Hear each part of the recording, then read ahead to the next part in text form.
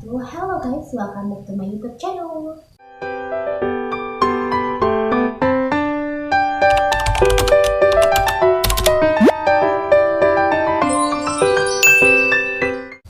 Baiklah, di video kali ini kita akan membahas mengenai segmen operasi. Untuk yang pertama, kita akan membahas mengenai konsep dan karakteristik segmen operasi. Salah satu cara yang dilakukan oleh entitas untuk mengembangkan bisnisnya yaitu dengan melakukan diverifikasi usaha. Hal ini dilakukan agar dapat mengelola resiko dan memperoleh peluang profit yang baru.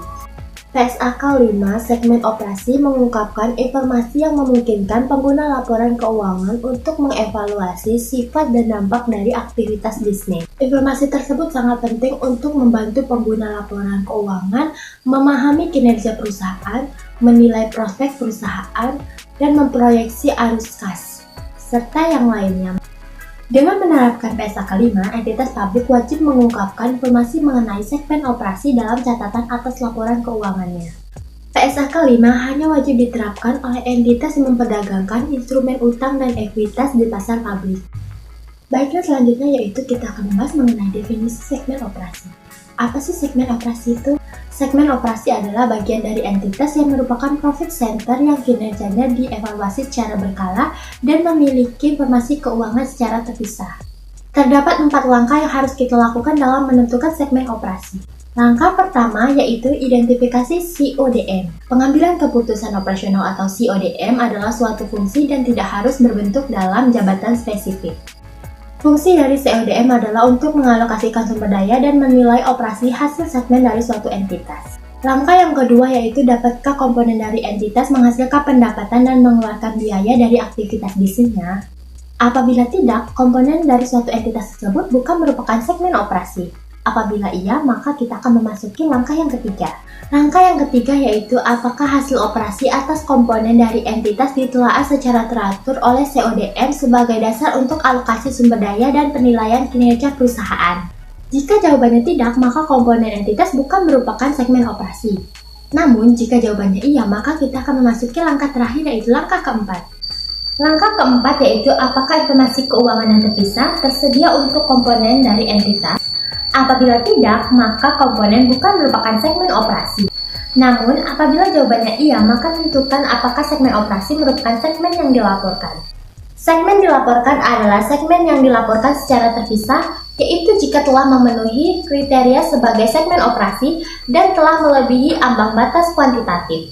Ambang batas kuantitatif sendiri terbagi menjadi 2. Yang pertama yakni ambang batas kuantitatif 10% dan yang kedua yaitu ambang batas kuantitatif 75%. Baiklah, yang pertama kita akan bahas terlebih dahulu ambang batas kuantitatif 10%.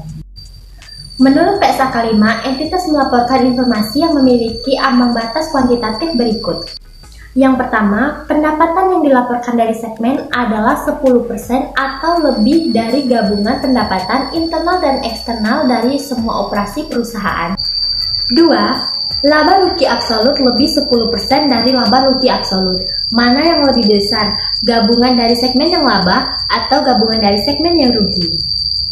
Dan yang ketiga adalah memiliki aset 10% atau lebih dari gabungan aset seluruh segmen operasi. Untuk menentukan apakah suatu segmen operasi dilaporkan terpisah, entitas hanya perlu memenuhi salah satu dari ketiga ambang batas yang telah kita sebutkan barusan. Selanjutnya kita akan memasuki ambang batas kuantitatif 75%. Jika total pendapatan eksternal yang dilaporkan oleh segmen operasi kurang dari 75% dari pendapatan entitas, maka diperlukan tambahan segmen operasi yang dilaporkan sedikitnya 75% dari pendapatan eksternal entitas. Selanjutnya yaitu pengukuran dan pengungkapan. Entitas menjelaskan pengukuran segmen antara lain yang pertama dasar akuntansi, 2. Sifat perbedaan pengukuran segmen dan laporan entitas, 3. Sifat perubahan dari periode lalu dan yang digunakan dalam segmen, dan yang keempat, sifat dan dampak dari alokasi yang tidak simetris. Berdasarkan PSAK 5, entitas mengungkapkan hal-hal seperti berikut ini. Yang pertama, informasi umum. Kedua, informasi laba atau rugi segmen yang dilaporkan. Dan yang ketiga, rekonsiliasi dari total pendapatan segmen, laba atau rugi segmen yang dilaporkan, dan unsur material segmen lainnya terhadap jumlah terkait. Untuk pembahasan terakhir, kita akan membahas mengenai pengungkapan pada level entitas. Yang pertama, informasi produk dan jasa. Entitas melaporkan pendapatan dari pelanggan eksternal untuk setiap produk dan jasa atau kelompok serupa, kecuali informasi yang diperlukan tidak tersedia dan biaya pengungkapan lebih besar.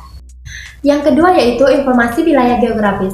Entitas akan mengungkapkan informasi geografis berikut ini, kecuali informasi yang diperlukan tidak tersedia dan biaya untuk mengungkapkan akan jauh lebih besar. Yang pertama, pendapatan dari pelanggan eksternal. Dan yang kedua, aset tidak lancar selain instrumen keuangan, aset pajak tangguhan, aset imbalan pasca kerja, dan hak yang timbul akibat kontrak asuransi. Pembahasan terakhir yaitu informasi pelanggan utama. Jika pendapatan dari transaksi dengan pelanggan eksternal tunggal telah mencapai jumlah 10% atau lebih dari pendapatan entitas, maka entitas harus mengungkapkan fakta tersebut. Baiklah, segitu aja video dari aku. Mohon maaf apabila terdapat penjelasan yang sulit untuk dipahami atau terdapat kesalahan dalam pemaparan materi. Terima kasih banyak untuk semua sumber yang telah menjadi bahan dalam proses pembuatan video.